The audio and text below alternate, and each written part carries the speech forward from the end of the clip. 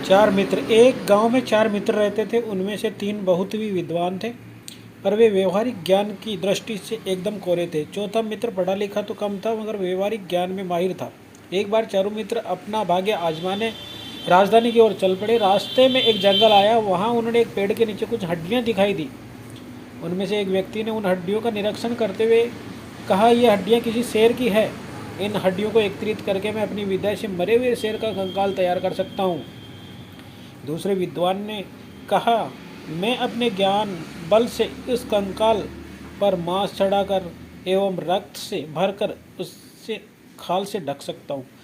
तीसरे विद्वान ने कहा, मैं अपनी विद्या से इस निर्जीव प्राणी को जीवित कर सकता हूँ।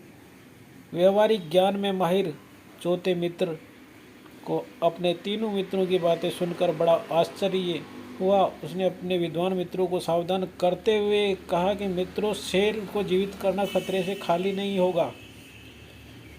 यह सुनकर पहले विद्वान ने कहा, अरे ये मूर्ख तो बेवकूफ़, इससे हमारे ज्ञान से ईर्ष्या हो रही है। दोनों विद्वान मित्रों ने उसका समर्थन किया। यह देखकर वह समझदार व्यक्ति दौड़कर पेड़ पर चढ़ा गया। तीनों विद्वान मित्रों ने अपने अपने ज्ञान का प्रयोग करना शुरू कर दिया। पहले विद्वान ने सारी हड्डियां एकत्रित की, उसका कंकाल तैयार किया। दूसरे विद्वान ने कंकाल पर मांस चढ़ाकर रक्त से भरकर उसे खाल से ढक दिया। तीसरे ने अपनी विद्या का प्रयोग कर उस निर्जीव शेर में जान डाल दी।